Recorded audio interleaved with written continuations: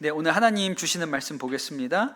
이사야서 53장 1절부터 6절까지의 말씀 보겠습니다. 이사야서 53장 1절로 6절까지의 말씀 제가 읽겠습니다. 우리가 전한 것을 누가 믿었느냐? 여호와의 팔이 누구에게 나타났느냐? 그는 주 앞에서 자라나기를 연한 순 같고 마른 땅에서 나온 뿌리 같아서 고운 모양도 없고 풍채도 없은즉 우리가 보기에 흠모할 만한 아름다운 것이 없도다. 그는 멸시를 받아 사람들에게 버림받았으며 간고를 많이 겪었으며 질고를 아는 자라. 마치 사람들이 그에게서 얼굴을 가리는 것 같이 멸시를 당하였고 우리도 그를 귀히 여기지 아니하였도다. 그는 실로 우리의 질고를 지고 우리의 슬픔을 당하였거늘 우리는 생각하기를 그는 징벌을 받아 하나님께 맞으며 고난을 당한다 하였노라. 그가 찔림은 우리의 허물 때문이요 그가 상함은 우리의 죄악 때문이라. 그가 징계를 받음으로 우리는 평화를 누리고 그가 채찍에 맞음으로 우리는 나음을 받았도다. 우리는 다 양 같아서 그릇 행하여 각기 제 길로 갔거늘 여호와께서는 우리 모두의 죄악을 그에게 담당시키셨도다. 아멘. 하나님의 말씀입니다. 그 신약 성경에 보면 사도행전에 예수님의 제자였던 빌립이 그 하나님의 성령의 음성을 듣고 그가 가사로 내려가는 길에, 그 가사가 지금 그 전쟁하고 있는 가자거든요. 그 가사로 내려가는 길에 그가 가게 된 일이 있었습니다. 근데 거기에서 에티오피아의 국고를 맡은, 그러니까 에티오피아의 재무부 장관쯤 되는 사람이죠. 그런 신하 간다게라는 사람을 만나서 복음을 전하는 장면이 있습니다. 간다게가 이제 자기네 나라로 내려가면서 그 마차에 타서 성경을 보고 있었던 거예요. 그 두루마리 성경이겠죠. 그때 두루마리 성경을 이렇게 보고 있는데 그때 성령께서 빌립에게 너 저 마차에 바짝 붙어서 저 에티오피아 신하에게 말을 좀 걸어라, 그렇게 이야기를 하셨어요. 그래서 빌립이 그 옆에, 마차 옆에 이렇게 붙었습니다. 그 되게 생경한 장면 아닙니까? 상상해 보면 이렇게 마차가 가는데 옆에 막 붙어가지고 막 뛰어가면서 저기 뭐 읽고 계세요? 뭐 이렇게 물어보는 거잖아요. 그 뭐라고 물어봤냐면 지금 당신이 읽고 있는 것이 무슨 뜻인지 이해하냐, 그렇게 물어봅니다. 근데 간다게가 뭐라고 얘기하냐면 가르쳐주는 사람이 없으니 내가 어찌 이 말씀을 이해할 수 있겠느냐, 그렇게 이야기를 합니다. 그래서 내가 그 말씀을 설명을 해주겠다, 그렇게 얘기를 하니까 이 간다게가 마차에 올라타라, 그렇게 얘기를 해주죠. 그때 이 에티오피아 넷이 간다게가 읽고 있었던 말씀이 이사야 53장이었어요. 오늘 우리가 읽은 이 말씀이에요. 이걸 읽고 있었죠.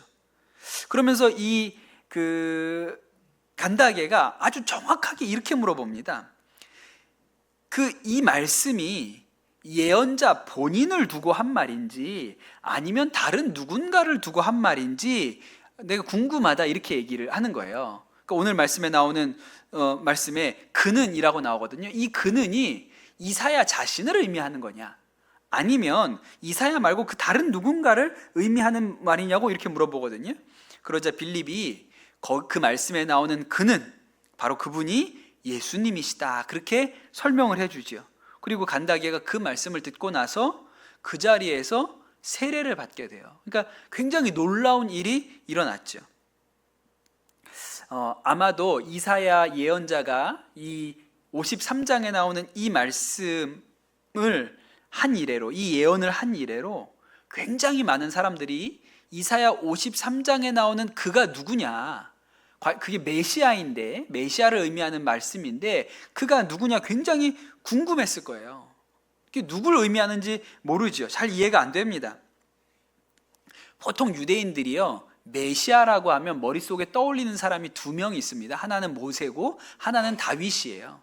모세는 어떤 사람입니까? 하나님의 선지자로서 홍해를 가르고 하나님의 기적을 행하는 사람이 모세예요. 그가 구원자죠. 그를 이집트에서 종살이로부터 끌어낸 사람이에요. 또 한 사람은 다윗입니다. 이스라엘을 가장 강력한 나라로 만들었던 사람이 다윗이기 때문에 그들 마음속에 메시아라고 하면 누굴 생각해요?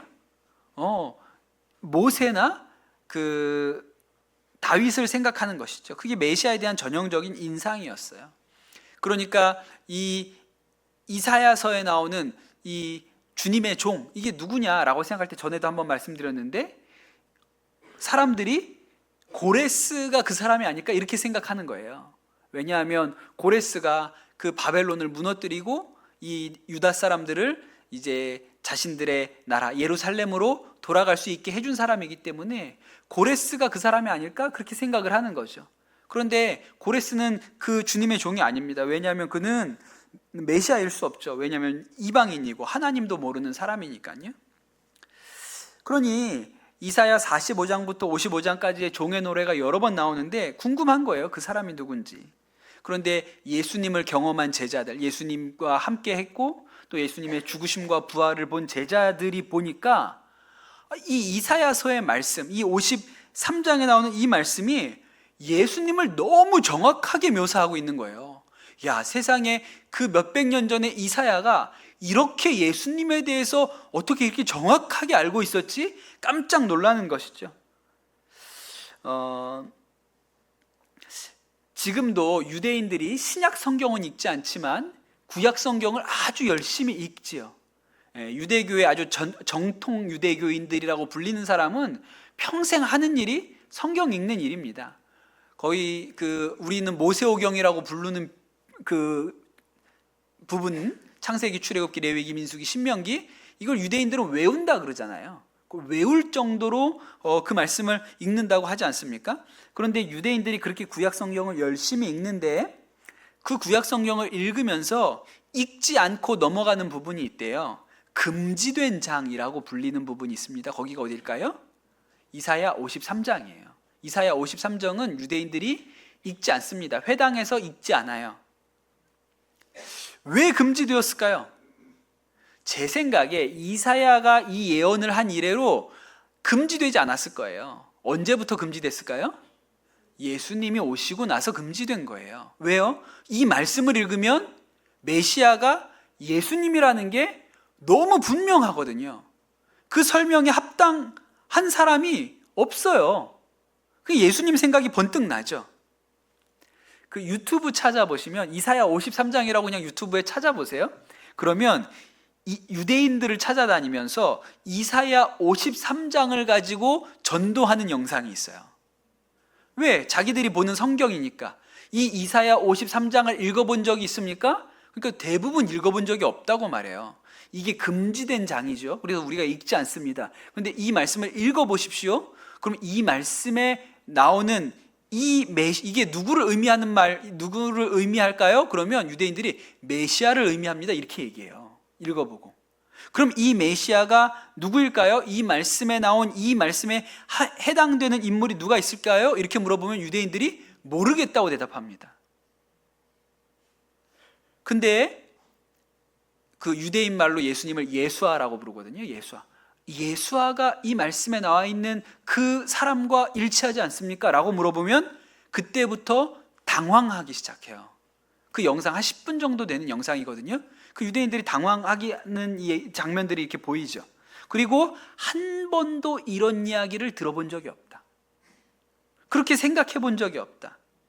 우리가 이 말씀을 읽고 이 말씀이 메시아를 의미한다는 것까지는 생각하지만 그 메시아를 예수님이라고 생각하는 데에는 장애물이 있다, 이렇게 얘기합니다. 그래서 여러분 오늘 말씀 이사야서 53장의 첫 절을 보면 우리가 전한 것을 누가 믿었느냐, 여호와의 팔이 누구에게 나타났느냐, 이렇게 시작해요. 이것도 저는 놀라운 말씀이라고 생각해요. 안 믿으니까요. 이 말씀을 듣고도 유대인들은 그 메시아가 예수님이라는 것을 믿지 않기 때문에 이렇게 시작하는 게 아닌가 싶은 생각도 듭니다. 그래서 이사야 53장은 굉장히 중요한 성경이죠. 너무나도 정확하게 이 말씀에 나오는 메시아가 예수님이라고 알려주고 있으니까요. 그런데 이 말씀이 왜 충격적이냐면 아까 말씀드렸던 것처럼 유대인들의 머릿속에 가지고 있는 메시아의 이미지와는 너무 다른 말씀이에요. 분명히 메시아를 설명하기는 하는데 그들이 마음에 가지고 있는 모세나 다윗과는 너무 다른 말씀이죠. 그는 고운 모양도 없고 풍채도 없고 흠모할 만한 아름다움이 없습니다. 우리가 흔히 보는 예수님의 그림, 예수님의 이미지는 어때요? 너무 잘생겼어요. 조각미남이에요. 예. 너무 이렇게 그 파마 이렇게 머리도 길어가지고 이렇게 곱슬곱슬하고 머릿결도 너무 좋지 않습니까? 예, 그 미용실 다녀오신 분처럼 컬도 너무 좋고요. 예, 예수님이 그렇잖아요. 근데 사실은 그렇지 않겠죠. 예. 예수님은 고운 모양도 풍채도 흠모한 것도 없는 분이에요. 예수님은 위풍당당하게 성에 입장하는 그런 어떤 장수나 왕의 모습이 아니고 멸시받고 버림받고 고통을 많이 겪은 분입니다. 예수님이 고통받으신 것은 그분이 뭘 잘못해서가 아니고 우리의 잘못, 우리의 죄, 우리의 허물 때문에 찔리고 상하셨죠. 그리고 오늘 말씀해 보면 그가 징계를 받음으로 우리가 평화를 누리고 그가 채찍에 맞음으로 우리가 나음을 얻었다. 그렇게 말씀이 기록합니다. 제가 오늘 말씀을 읽으면서 지난주에 여러분과 나눴던 말씀과 오늘 이 말씀이 이렇게 연결되는 데가 있다 이런 생각이 들었거든요.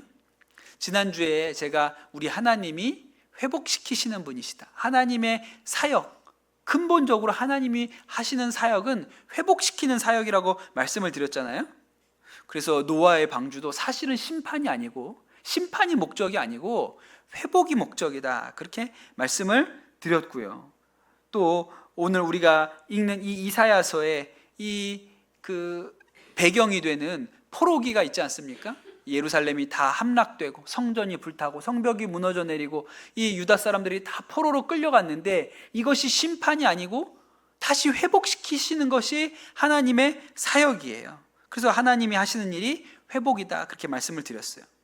근데 여러분, 어떻게 해서 하나님은 회복을 일으켜내실까요? 어떻게 하나님은 회복의 일을 해내실까요? 저는 오늘 말씀이 그 답을 주고 있다고 생각합니다. 제가 지난주에 말씀 전하면서 그런 얘기를 했죠. 사람의 몸이 스스로 회복하는 능력이 있다고 말씀을 드렸잖아요. 그래서 제가 라섹 수술한 얘기 했잖아요. 눈이 그래서 막 이렇게 좋아지더라. 예. 이렇게 각막을 이렇게 갈아낸 건데 각막에 상처가 생겼는데 그게 이렇게 회복해서 다시 시력이 회복되고 이런 일들이 생겨요. 몸에 치유력이 있죠. 그런데 모든 일을 다 치유하지는 않잖아요. 우리 몸이 어떤 장기나 어떤 부분이 망가져서 어떤 시점이 넘어가면요, 그러면 더 이상 회복할 수 없는 지점이 있죠. 그런 부분이 있죠. 뭐 신장이라든지 뭐 간이라든지 어떤 한계를 넘어버려서 이제 돌이킬 수 없는 때를 넘기는 때가 있습니다. 그런 경우에 치료 방법 중에 어떻게 하죠? 몸이 회복할 수 없는 지경에 이르렀을 때 장기 이식이라는 것을 하지 않습니까? 예, 그래서 다른 사람의 장기를 받아 다른 사람의 신장을 받거나 간을 이식해서 그렇게 생명을 연장을 하죠. 그 전에 설교 중에 말씀드렸던 그 팀 하스 하영롱 목사님, 예, P50인가요? 네, 그 또 페이버 이 책 쓰신 그 설계 회사 사장님이시면서 동시에 목사님이신 하 목사님이 3번씩이나 심장 이식 수술을 받으신 것으로 또 유명하지 않습니까? 근데 제가 오늘 아침에 이렇게 인터넷 뉴스를 이렇게 보다가 한 젊은 여자 의사 선생님이 뇌출혈로 쓰러지셨다는 거예요. 올해 35살 정도 되신 분이시라고 하는데, 그리고 뇌사 상태가 되어서 환자 5명에게 장기를 기증하고 떠나셨다. 그런 뉴스가 오늘 아침에 있었어요. 그 제가 아주 눈여겨봤습니다. 그 뉴스를 눈여겨봤어요. 그래서 오늘 설교 중에 그 이야기를 해야겠다 이런 생각을 했는데, 그래서 그 뉴스를 보고 제가 너무 인상적이라 좀 다른 얘기들을 찾아봤는데 이런 이야기가 있더라고요. 비슷한 사건이에요. 1993년 6월에 가톨릭 의대를 졸업하고 인턴으로 재직하고 있던 음태인이라는 당시 25살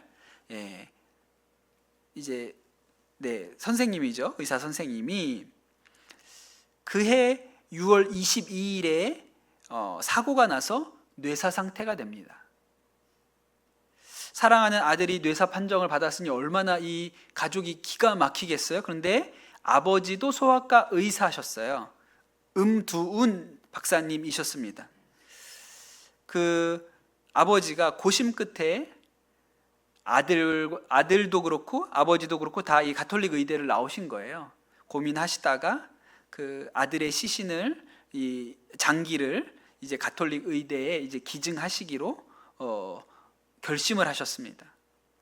그래서 이제 장기를 이식하는 수술을 하는 거예요. 근데 이 수술이 왜 특별한 수술이냐면 그 수술을 장기 이식을 집도하시는 두 선생님이 누워있는 그 뇌사 공여자가 그 장기 공여자가 제자인 거예요. 그 제자의 몸에서 장기를 적출해서 새로운 사람에게로 넘겨주는 것이고, 또 하나는 그날 이 수술을 하는데 수술대 위에 누워있는 아마 이 수술이 제가 듣기로는 서울 성모병원에서 한 첫 번째 간이식 성공 수술이었다 그래요. 그래서 그 병원에 많은 의료진들, 특별히 의사 선생님들이 그 수술을 참관하셨다는 거예요. 근데 누구예요? 친구예요. 그 수술대에 누워있는 친구의 몸에서 장기를 적출해서 다른 사람에게로 옮겨가는 그 과정을 친구들이 오열하면서 참관을 했다고 그러더라고요. 그래서 그 5명에게 그 장기가 이식돼서 그들에게 새 삶을 선물하고 그렇게 떠나갔다. 그런 이야기가 있었습니다. 그래서 그분에게, 고인에게 간을 이식받은 환자가 있었는데 그분은 당시에 30살이었다 그래요. 한 달 안에 기증받지 못하면, 지금 당장 기증받지 못하면 한 달을 넘기기 어려울 거라고 그렇게 시한부 삶을 살고 있었던 30세 남 청년이 그 간을 이식받고 나서 목숨을 건지셨죠. 환갑을 넘기도록 지금도 살아계시다고 그렇게 하더라고요. 그분이 하시는 얘기가 수술이 끝나고 병실에 올라와서 이제 회복하고 3, 4일 정도 지났는데 세상이 그렇게 아름다울 수가 없었다고 그렇게 이야기를 하세요. 야, 이게 진짜 새 생명으로 사는구나, 그런 생각이 드셨다고 하세요. 그러니 한 사람에게는 생명이 살아나는 이 일이 일어난 거잖아요. 얼마나 기쁘고 감사합니까? 그런데 반대편에서는요, 엄청난 희생이 있는 거예요. 그 가족들, 친구들, 또 제자를 잃은 선생님들, 그 슬픔과 애통함을 이루 말할 수 있겠습니까? 그러니 한쪽에서의 그 회복을 만들어내기 위해서 다른 반대쪽에서는 엄청난 슬픔과 희생을 감수하는 것이죠. 그 결과로 회복이 일어난 거예요.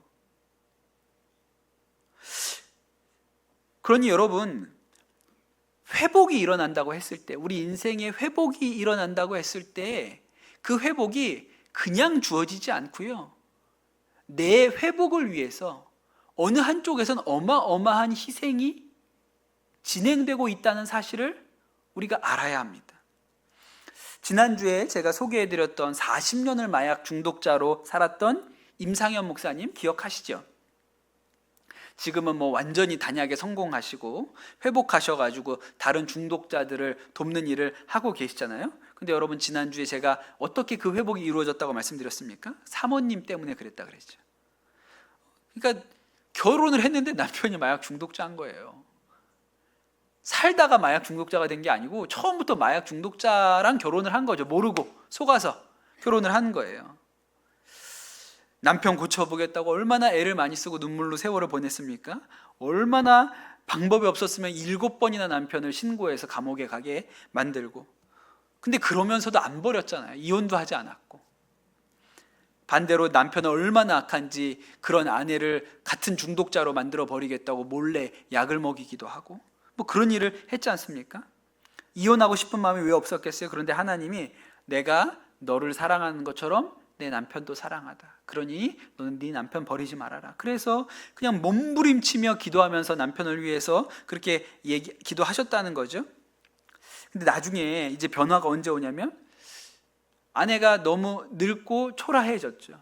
결혼할 때는 모델이었거든요. 얼마나 예쁜 아가씨였는지 몰라요. 그런데 이 마약 중독자인 남편하고 몇십 년을 사니까 가세가 기울어서 기초생활 수급자가 되고, 그래서 먹고 살려고 그 예쁜 아내가 폐지를 줍고 신문 배달을 하고, 그런데 그 아내의 고생과 헌신이 어느 날 이 목사님 마음 가운데 이렇게 들어온 거죠. 아, 저 사람이 나 때문에 저런 인생을 살았구나. 나 때문에 나를 버리지도 않고 저런 인생을 받아들이고 살았구나. 내 죄짐인데 내 아내가 다 뒤집어 쓰고 살았구나. 아, 이렇게 비참한 인생을 살면서도 나를 떠나지 않았구나. 그것 때문에 이 임 목사님 인생에 이렇게 변화가, 소망이, 이런 회복이 일어나게 된 것이죠. 그러니 사모님이 대신 징계받고 고통당하는 과정을 겪어서 회복이 일어난 거예요. 그러니 진짜 회복이 공으로 오지 않는 것이죠. 진짜 회복은 그냥 거저 오는 게 아니에요. 생각을 한번 해보세요. 이제 성경에 아주 유명한 회복의 이야기, 나오미의 이야기도 한번 생각을 해보시죠. 모압으로 갔다가 남편 죽고 두 아들까지 잃어버렸습니다. 죽었어요. 이제 난 이제 완전히 쫄딱 망했구나. 빈손으로 베들레헴으로 돌아간다. 이렇게 생각을 했죠. 그런데 어떻게 나오미에게 회복이 일어나죠? 그냥 어느 순간 뿅 하고 베들레헴에 올라왔는데, 먹고 살 길이 없으니까 마지막에 이거 하나라도 긁자 그러고 로또를 썼는데 당첨돼가지고 인생이 역정된 거예요? 아니잖아요. 이 나오미의 가정의 회복에 희생이 있었어요. 그게 누굽니까? 그게 룻이잖아요. 그냥 회복된 게 아니고요. 그냥 뿅 하고 그냥 복권 하나로 그의 인생이 역전된 게 아니고, 그 가정의 회복의 밑거름에 룻의 희생이 있었어요. 여러분, 룻도 남편 잃은 여자입니다. 룻도 남편을 잃었어요. 시어머니를 모셔야 할 의무가 있는 것도 아니죠. 나오미도 룻에게 모압에 남아서 재혼하고 네 인생 살아라, 그렇게 얘기를 했습니다. 그래서 다른 며느리였던 오르바는 그 선택을 했어요. 그게 비난받을 일입니까? 오르바가? 아니, 누구라도 그렇게 하죠. 내 딸이라도 그렇게 하라고 하겠습니다. 그런데 룻은 굳이 시어머니를 따라서 어머니가 가시는 곳에 나도 가겠습니다. 그리고 베들레헴에 올라오잖아요. 그리고 베들레헴에 왔는데 무슨 방법이 있습니까? 먹고 살 방법이 없잖아요. 그래서 어떻게 해요? 근데 이 룻의 마음에 어머니는 내가 책임져야지. 저 어머니를 모시고 왔으니 내가 어떻게든 우리 어머니 입에 풀칠을 하게 해야지. 그래서 알지도 못하는 누군가의 밭으로 나가서 이삭을 줍습니다. 여러분, 잘 모르지만 룻도 귀한 집 자식 아니겠습니까? 누구네 집에서는 내 딸이 어느 밭에 가서, 남의 밭에 가서 이삭 줍는 여인이 되는 걸 어떤 부모가 좋아하겠어요? 근데 여러분, 룻이 희생한 것이죠. 그러니 이 나오미의 집의 회복, 이 회복의 바탕에 누군가의 희생이 있는 거예요. 그러니까 회복은 그냥 거저 일어나는 것이 아니고, 그 회복이 일어나는 일을 위해서 누군가가 희생을 감당하고 있는 것이죠.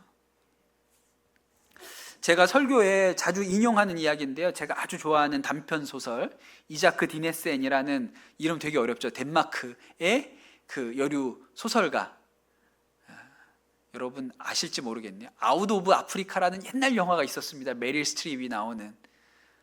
옛날에 문화극장에서 보신 영화 있으시죠? 네. 예. 그것도 이자크 디네센이에요. 예. 그 유명한 소설가인데, 이분이 쓴 아주 단편 짧은 이야기, 동화 같은 이야기, 그 마베트의 만찬이라는 책이 있죠. 이런 얘기입니다. 그냥 간단히 설명할게요. 19세기 말에 그 덴마크의 어떤 가난한 마을, 어촌 마을을 배경으로 한 거예요. 거기에 아주 오래된 그 루터 교회가 하나 있었습니다. 이 교회는 늙은 목사님이 목회를 했는데, 딸 둘이 아버지 목회를 도우려고 시집도 가지 않고 그렇게 아버지 뒷바라지를 하면서 이 교회를 지켰어요. 그런데 아버지가 돌아가셨습니다. 그리고 나서 새로운 목사님이 부임을 안 했기 때문에 중년이 된 딸 둘이 이 교회를 끌고 나가는 거예요. 근데 이 작은 교회가 이제 목사님 돌아가시고 나니까 점점점 어려워집니다. 교인들이 몇 명 안 되는데 교인들끼리 서로 미워하고 싸우고, 또 어떤 사람은 바람이 나고, 교인인데 10년 동안 말을 안 하는 그런 노인들도 있고, 주일이면 모여서 찬양은 했지만 교회는 하나도 기쁘지 않은 그런 아주 화석과 같은 교회가 되는 거예요. 그러던 어느 날, 막 비바람이 몰아치던 어느 날에 한 사람이 이 집에 찾아옵니다. 그는 덴마크 말도 할 줄 모르는 한 여인이었어요. 소개장 하나를 들고 찾아옵니다. 그 소개장에는 뭐라고 써 있었냐면 이 사람은 요리를 할 줄 압니다. 그렇게 써 있었어요. 이 여자의 사연은 프랑스가 그때 내전을 겪고 있었는데 그때 남편과 아들을 잃고 갈 데가 없어서 이 덴마크 시골 마을까지, 어촌까지 들어온 거예요. 그냥 요리를 할 줄 아는 여자가 들어온 겁니다. 목사의 두 딸이 고민을 합니다. 어떻게 하지? 그러다가 이 바베트를 받아주죠. 바베트가 열심히 교회를 섬겨요. 12년 동안 열심히 교회를 섬겼습니다. 교인들 뭐 못하는 일이 없어요. 무슨 굳은 일도 다 했습니다. 그러다가 12년 만에 프랑스에서 편지 한 장이 오는데 그 편지가 복권에 당첨됐다는 얘기예요. 매년 아는 사람을 통해서 프랑스에서 복권을 샀는데 그 복권이 당첨돼서 10,000프랑을 받게 되었다는 편지가 온 거예요. 너무너무 잘된 일이죠. 목사의 두 딸에게 그 이야기를 전합니다. 그랬더니 목사의 두 딸이 너무 잘됐다, 축하한다, 이제 프랑스로 돌아갈 수 있겠군요. 그렇게 이야기를 하죠. 그리고 나서 얼마 후에 바베트가 이 목사의 두 딸에게 부탁을 합니다. 자신이 하고 싶은 게 하나 있는데 제가 딱 한 번만 우리 교인들을 위해서 식사를 준비할 수 있게 허락을 해 주십시오. 그렇게 부탁을 하죠. 근데 바베트가 12년 동안 한 번도 그런 부탁을 한 적이 없거든요. 그러니까 해보라고 합니다. 그런데 엄청난 일이 벌어지는 거예요. 그 소설을 읽어보면 앞부분에 무슨 얘기가 나오냐면 그 마을, 어촌 마을에서 맨날 먹는 음식 얘기가 나오거든요. 대구탕, 맨날 대구탕만 먹었다고. 대구를 끓인 이런 죽 같은 거, 왜 어촌에서 먹을 게 별로 없어서 계속 그것만 먹었다고. 바베트한테도 그 죽 끓이는 방법 가르쳐주고 뭐 그런 얘기가 나와요. 그런데 바베트에게 식사 준비를 해도 된다고 허락을 하니까 갑자기 이 시골 사람들은 한 번도 본 적이 없는 진귀한 막 식재료들이 들어오는 거예요. 뭐 거북이 뭐 이런 게 막 들어오는 거예요. 그러니까 사람들이 너무 충격을 받았고 이거 큰일 나는 거 아닌가? 뭐 이런 생각들을 했어요. 결국 저녁 때가 되어서 모든 교인들이 이제 교회에 모여서 식사를 합니다. 그런데 교인들은 약속을 하나 했어요.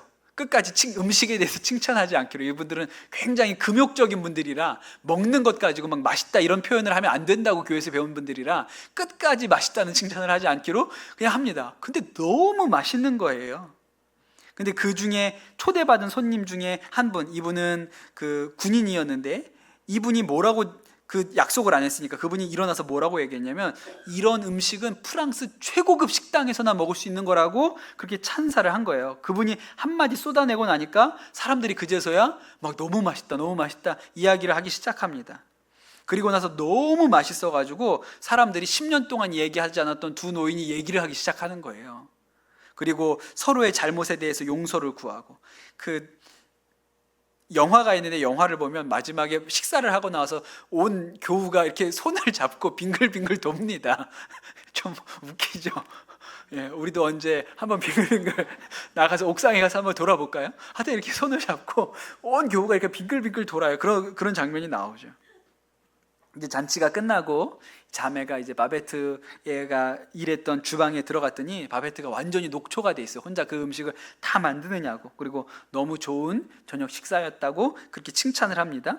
그리고 그제서야 바베트가 자기 얘기를 하는 거예요. 자신이 프랑스 최고 식당의 요리사였다고 얘기를 하죠. 그리고 자매 중에 한 명이 이렇게 얘기했어요. 이제 당신이 파리로 돌아가더라도 당신이 우리에게 베풀어준 이 은혜와 이 사랑은 평생 잊지 않겠다고 감사의 인사를 합니다. 그러자 바베트가 뭐라고 얘기하냐면 저는 프랑스에 돌아갈 마음이 없습니다 그랬어요. 그리고 돌아갈 돈도 없습니다 그렇게 얘기했어요. 아니 무슨 얘기냐고. 복권에 10,000프랑에 당첨되지 않았느냐고. 그랬더니 바베트가 한 대답이 오늘 식사를 위해서 10,000프랑을 다 썼습니다. 제가 일했던 식당에서 한 요 정도 되는 인원이 저녁 식사를 하려면 10,000프랑 정도가 듭니다. 그렇게 이야기를 한 거예요. 그 영화가 끝나죠.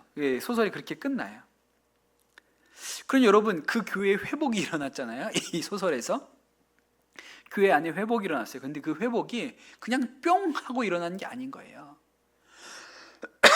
어떻게 회복이 일어났습니까? 마베트라는 여인이 자신의 모든 것을 거기에 쏟아 넣은 거예요. 그 식사 한 끼에. 그래서 회복이 일어난 것이죠.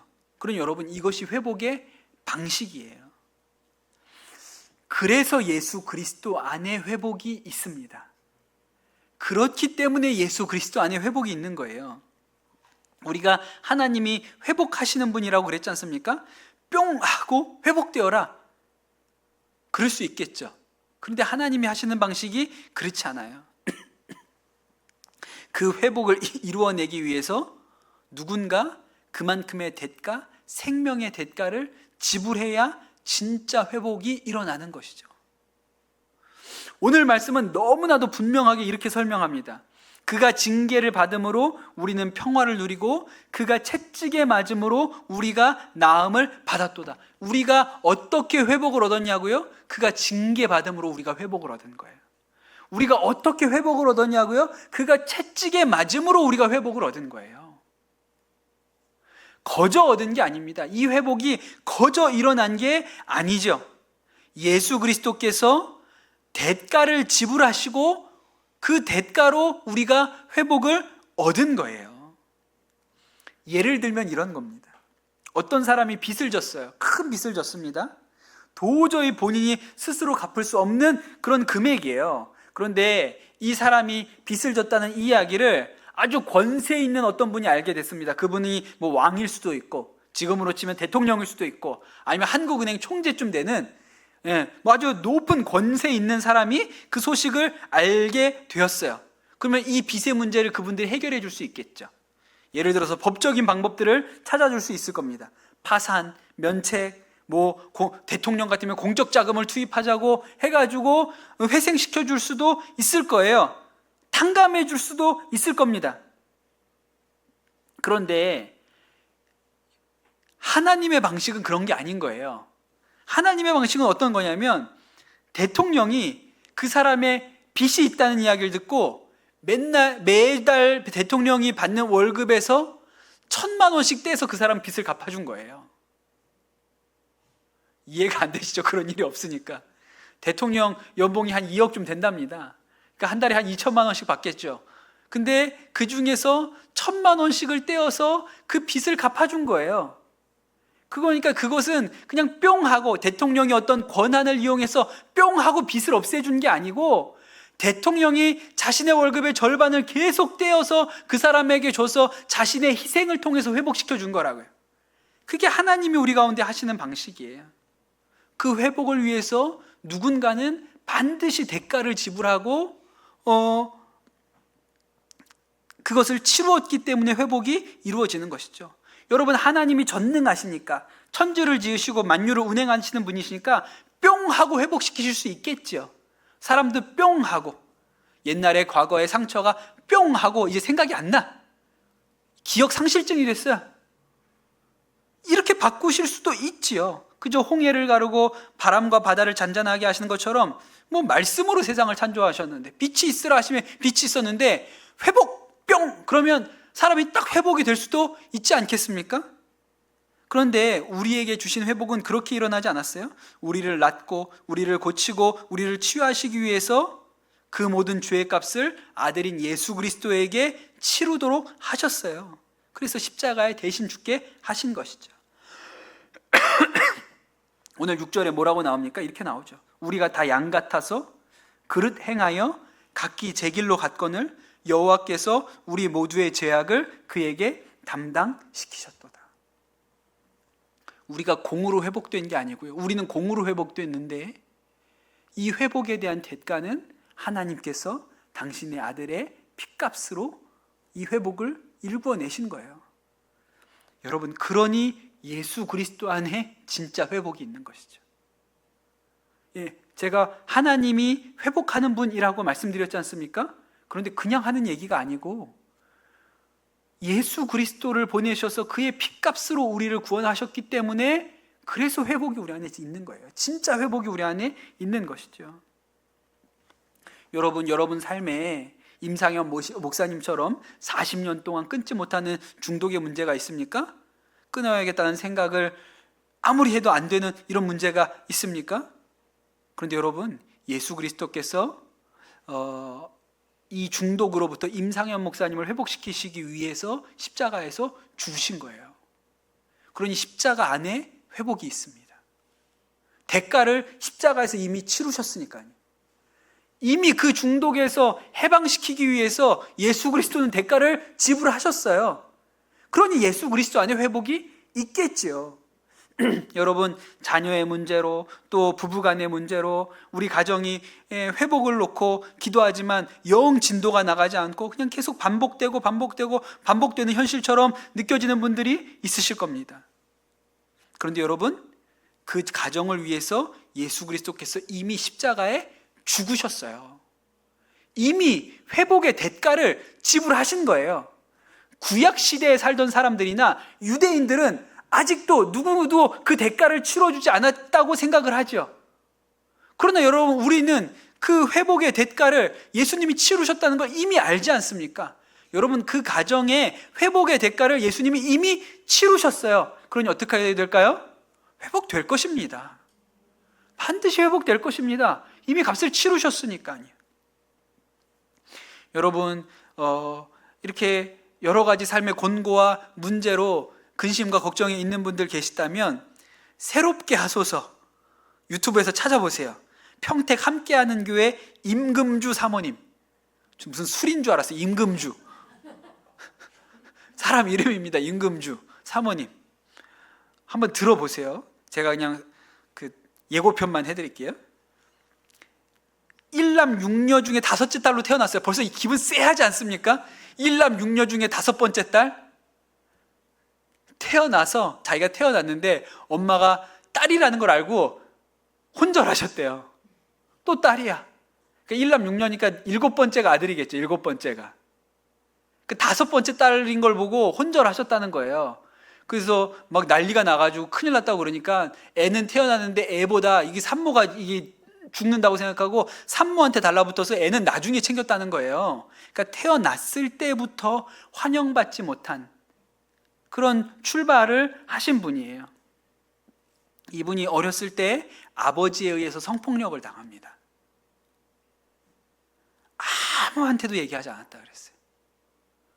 이 얘기를 어떻게 엄마한테 해요? 그런데 그 후로는 늘 죽고 싶은 마음이 있었어요.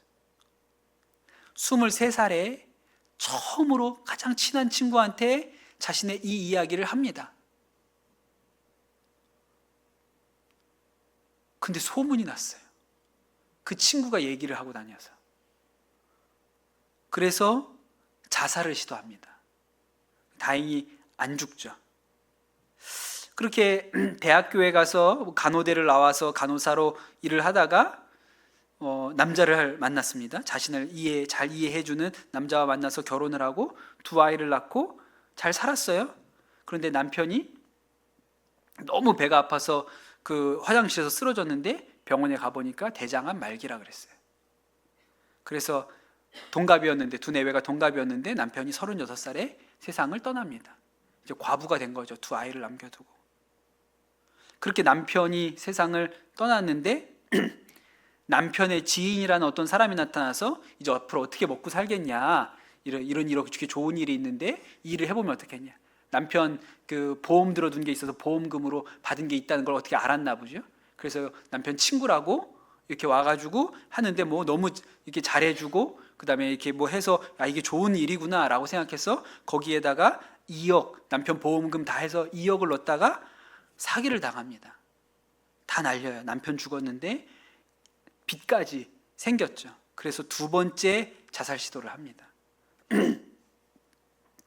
그때 자살하려고 약을 모아서 죽으려고 하는 그날 갑자기 교회 잘 다니는 친구한테 전화가 왔대요. 근데 전화하자마자 너 왜 죽으려고 하냐고 물어보더라는 거예요. 너무 깜짝 놀라서 자살 시도를 이제 멈춥니다. 그리고 살아야겠다고 생각을 해서 시댁에 아이들을 맡기고 병원 기숙사에서 생활하면서 돈을 벌어서 7년 동안 신용불량자 생활을 끝내고 이제 다 청산을 한 거죠. 어떻게 살았냐면 애들은 시댁에 맡기고 본인은 그냥 기숙사에서 살면서, 그리고 주말만 아이들 보는데 아이들이 올라오면 같이 잘 데가 없어서 찜질방에 가면서 같이 아이들하고 하면서 그렇게 몇 년을 살았다는 거예요. 너무너무 힘들었다 그랬어요. 그러다가 다시 자살 시도를 또 합니다. 근데 또 하나님이 안 죽게 살려 잡아주셨어요. 그리고 나서 교회를 다녔으니까. 교회를 안 다닌 게 아니에요. 교회를 다녔어요. 교회에 가서 그 주일에 자살 시도한 그 주간에 교회에 가서 말씀을 들었는데, 그날 말씀이 에스겔 16장 6절 말씀이었다는 거예요. 내가 내 곁으로 지나갈 때 내가 피투성이가 되어 발짓하는 것을 보고 내게 이르기를 너는 피투성이라도 살아있으라. 다시 이기를 너는 피투성이라도 살아있으라 하고 펑펑 울었다 그랬어요. 이 말씀 듣고 살아야 된다고 하시는 것 때문에. 그리고 나서 이제 내가 새롭게 살아보리라. 그래서 내가 청소년 때 의료 선교사 나가겠다고 마음에 결심했는데 진짜 그렇게 살아야지. 그래서 제대로 살아 보겠다고 결심을 하고 주일 성수하고 11조 제대로 하고 술 끊고 제대로 살겠다고 딱 마음 먹었어요. 그리고 6개월 후에 무슨 일이 벌어졌는지는 유튜브를 통해서 확인하세요. 궁금하시죠? 회복이 일어납니다. 진짜 회복이 일어났어요. 무슨 일이 일어났냐면 지금의 남편을 만나요. 근데 지금의 남편은 목사님이세요. 이분이 병원에서 이왕 아직 선교는 나가지 않았지만 내가 정말 예수님 제대로 믿어봐야지 라고 마음 먹고 환자들 찾아다니면서 기도해 주기 시작한 거예요. 근데 그 병원에 환자 중에 말기 암인 권사님이 계셨는데 그 권사님 기도해 주니까 너무 고맙다고, 권사님 저희 남편도 이렇게 대장암으로 하나님한테 이렇게 갔어요. 권사님 너무 힘드시죠? 제가 너무 잘 알아요. 이렇게 하면서 위로를 해주니까 이 권사님이 그러냐고 이러다가 아이고 그래, 우리 교회 목사님도 아내와 사별하셨는데, 그리고 그 권사님 장례식 날 그 목사님을 만나가지고 두 분이 결혼을 해서 목사님 사모님이 되시고, 그 다음 얘기는 유튜브를 통해서 확인하세요. 근데 제가 왜 이 말씀을 드리냐면 그게 정말 놀라운 회복의 이야기인 것도 있는데, 이분이 8살부터 교회를 나가셨다는 거예요. 그 어려운 삶을, 그 질고를 살아오셨는데 8살부터 교회를 다녔고 청소년 시절에는 수련회 갔다가 방언도 받고 은혜 체험도 했어요. 그런데도 그렇게 삶이 완전히 무너져서 힘든 인생을 사셨던 것이죠. 근데 여러분, 이미 예수 그리스도의 십자가는 그 임금주 사모님을 구원하신 거예요. 이미 값이 지불되어 있었던 거라고요. 처음부터 값이 지불되어 있었어요. 그러니 이 값을 지불하신 하나님은 그 생명이 쓰러지지 않으려고 갖은 애를 쓰면서 살리고 계셨던 거예요. 그리고 그분 하나님께서 이미 값을 치르셨기 때문에 회복은 따라오는 것이죠. 회복은 따라오는 거예요. 여러분 반드시 믿으십시오. 예수 그리스도께서 우리의 삶에, 우리 인생의 질고와 고난과 삶의 모든 고통에 대한 값을 이미 지불하셨어요. 치르셨어요. 그러니 회복은 따라오는 거예요. 그래서 우리 하나님은 회복시키시는 하나님이신 것이죠. 거저 뿅 하고 회복시키신 게 아니라 이미 값을 치르셔서 지불하셨다고요. 회복에 대한 대가를 이미 지불하셨어요. 그러니 우리가 예수 그리스도 안에 있으면 반드시 회복이 됩니다. 제가 생각을 해보니까 제가 20살에 저희 집이 완전히 쫄딱 망해가지고 그냥 5 식구가 강원도 원주에서 20년 살다가 서울로 이사를 왔죠. 그 단칸방, 그 서울 대림동, 지금은 조선족이 더 많이 산다는 대림동 이 지하 단칸방에 5 식구가 그렇게 살았어요. 그때 진짜 미치겠더라고요, 마음에. 지금 같았으면 이게 우울증이구나 그렇게 생각했을 것 같아요. 근데 그때만 해도 우울증 이런 얘기 하던 시절 아니었으니까 그냥 너무 힘든데 이걸 어떻게 해야 될지 모르겠다고 생각했어요. 그때 제 마음에 늘 마음은, 하나님 이 세상에 이 집이 이렇게 많은데 왜 제 집이 하나 없어요? 근데 아직도 없어요. 나는 평생 내 집은 못 갖다 볼 팔자인지는 잘 모르겠는데 그냥 그랬어요. 내 집은 없어요. 그리고 그 일이 끝나지 않을 것 같았거든요. 근데 지금 생각해보니까 회복되었어요. 여러분 인생의 크고 작은 굴곡들을 생각해 보십시오. 물론 지금 진행되는 것들도 있겠죠. 그런데 여러분 과거를 한번 생각해 보세요. 회복 안 된 거 있습니까? 회복 안 된 일이 여러분 있으세요? 그러니 지금 우리 삶의 질고와 굴곡과 어려움이 있죠? 이거 어떻게 될까요? 회복되겠죠. 이 일도 넘어갈 것입니다. 하나님이 하시려고 하는 모든 일의 최종이 회복이잖아요. 그러니 회복되겠죠. 그리고 이미 값이 지불되었어요. 회복하시기로 이미 대가를 지불하셨으니 이 일도 회복될 것입니다. 이게 우리가 가지고 있는 믿음이죠. 하나님이 지난주도 그렇고 이번 주도 그렇고 우리에게 회복에 대해서 하고 싶은 말씀이 있으신 것 같아요. 반드시 회복될 것입니다. 이미 예수 그리스도께서 지불하셨고 값을 치르셨으니 예수 그리스도 안에 회복은 있는 것이죠. 그러니 이전에 우리 삶의 여러 가지 문제가 지금 와보면 그건 풀렸네, 그것도 풀렸네, 그건 해결됐네 라고 하는 것처럼 오늘 우리가 지고 있는 이 문제도 예수 그리스도 안에서 회복될 것입니다. 그것이 하나님이 우리 가운데 행하시는 일이기 때문인 것이죠. 사랑하는 성도 여러분, 오늘 그 믿음이 여러분에게 있게 되시기를 축복합니다. 예수님께서 말씀하셨죠? 그가 찔림은 우리의 허물 때문이요, 그가 상함은 우리의 죄악 때문이라. 그가 징계를 받음으로 우리가 평화를 누리고 그가 채찍에 맞음으로 우리가 나음을 입었습니다. 그러니 회복되겠죠. 예수 그리스도께서 우리를 위하여 채찍에 맞고 십자가에 죽으셨으니 여러분 삶에 지금 가지고 있는 그 문제와 질고와 풀리지 않을 것 같은 그 삶의 여러 가지 형편들이 반드시 회복될 것입니다.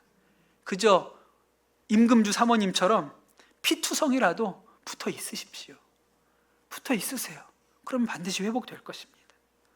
우리 같이 찬양하고 오늘 주신 말씀 붙들고 기도하면 좋겠습니다. 십자가 그 사랑 함께 찬양합시다.